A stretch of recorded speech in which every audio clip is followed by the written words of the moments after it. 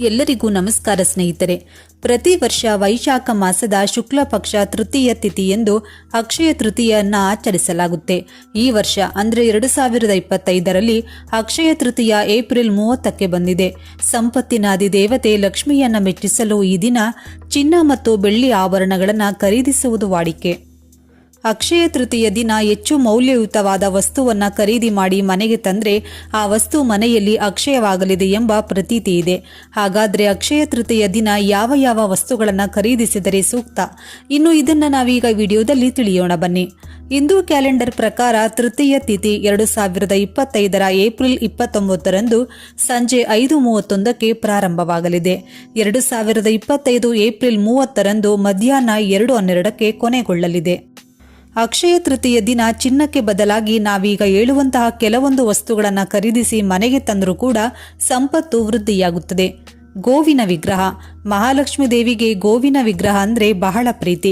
ಹಾಗಾಗಿ ಅಕ್ಷಯ ತೃತೀಯ ದಿನದಂದು ಬೆಳ್ಳಿ ಅಥವಾ ಲೋಹದಿಂದ ಮಾಡಿದ ಗೋವಿನ ವಿಗ್ರಹವನ್ನು ಖರೀದಿಸಿ ಮನೆಗೆ ತಂದು ಆನಂತರ ಅದನ್ನು ಮಹಾಲಕ್ಷ್ಮಿ ದೇವಿಯ ಪಾದದ ಬಳಿ ಇಟ್ಟು ಪೂಜಿಸತಕ್ಕದ್ದು.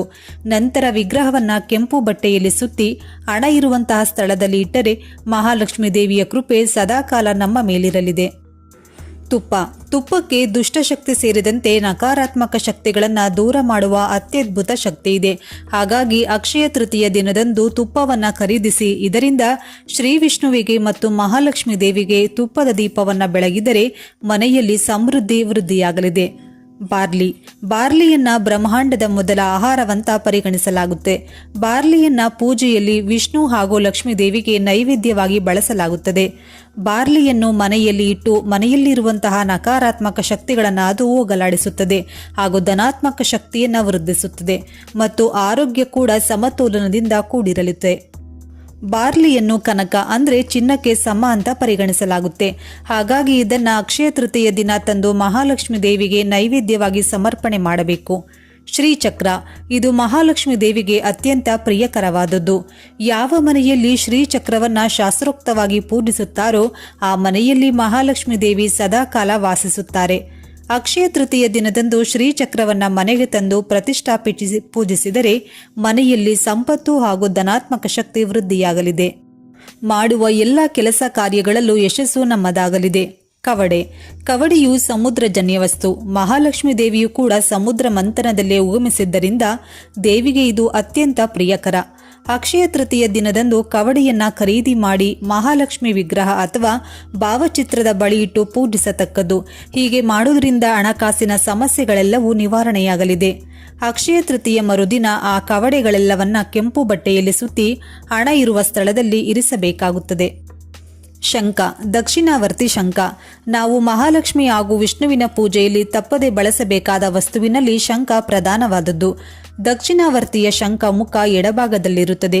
ಈ ಶಂಖವನ್ನ ಮಹಾಲಕ್ಷ್ಮಿ ದೇವಿಯ ಸಹೋದರ ಅಂತ ಪರಿಗಣಿಸಲಾಗಿದೆ. ಮಣ್ಣಿನ ಮಡಿಕೆ.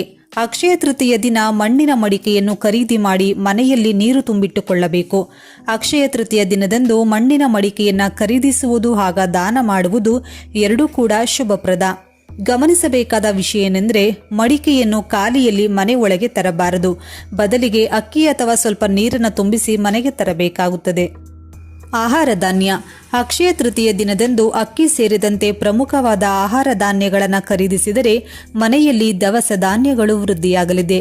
ಹುಣಸೆ ಹಣ್ಣು, ಬೆಲ್ಲ ಮತ್ತು ಕಲ್ಲುಪ್ಪು. ಅಕ್ಷಯ ತೃತೀಯ ಸಮಯದಲ್ಲಿ ಹುಣಸೆ ಹಣ್ಣನ್ನು ಖರೀದಿಸಿ ಮನೆಗೆ ತಂದರೆ ಮನೆ ದಾರಿದ್ರ್ಯವೆಲ್ಲ ನಾಶವಾಗಲಿದೆ. ಬೆಲ್ಲವನ್ನು ಕೂಡ ಖರೀದಿಸಿದರೆ ನಮ್ಮ ಜೀವನ ಬೆಲ್ಲದಂತೆ ಸಿಹಿ ಮತ್ತು ಸುಖಕರ ಆಗಿರಲಿದೆ. ಇನ್ನು ಕಲ್ಲುಪ್ಪು. ಇದು ಮಹಾಲಕ್ಷ್ಮಿ ದೇವಿಯ ಅಂಶವೇ ಆಗಿದೆ. ಕಲ್ಲುಪ್ಪನ್ನು ಖರೀದಿ ಮಾಡಿದರೆ ಮಹಾಲಕ್ಷ್ಮಿ ದೇವಿಯ ಕೃಪೆ ಸದಾಕಾಲ ನಮ್ಮ ಮೇಲಿರಲಿದೆ. ಗುಲಗಂಜಿ. ಇದು ನಮ್ಮ ಹಿಂದೂ ಧರ್ಮದಲ್ಲಿ ಅತ್ಯಂತ ಶುಭಕರವಾದ ಅದೃಷ್ಟವಾದ ವಸ್ತು ಅಂತ ಪರಿಗಣನೆ ಮಾಡಲಾಗುತ್ತದೆ. ಚಿನ್ನವನ್ನ ತೂಕ ಮಾಡುವುದಕ್ಕೆ ಬಳಸುವುದಕ್ಕೆ ಉಪಯೋಗಿಸುವಂತಹ ಗುಲಗಂಜಿ ಇದನ್ನ ಚಿನ್ನಕ್ಕೆ ಸಮಾನವಾದ ವಸ್ತು. ಹಾಗಾಗಿ ಇದನ್ನ ಅಕ್ಷಯ ತೃತೀಯ ದಿನದಂದು ಪೂಜಿಸಿ ಕೆಂಪು ಬಟ್ಟೆಯಲ್ಲಿ ಸುತ್ತಿ ಗಲ್ಲಾಪೆಟ್ಟಿಗೆ ಅಥವಾ ನಗದು ಇರುವ ಸ್ಥಳದಲ್ಲಿ ಇರಿಸಿದರೆ ಸಂಪತ್ತು ವೃದ್ಧಿಯಾಗಲಿದೆ.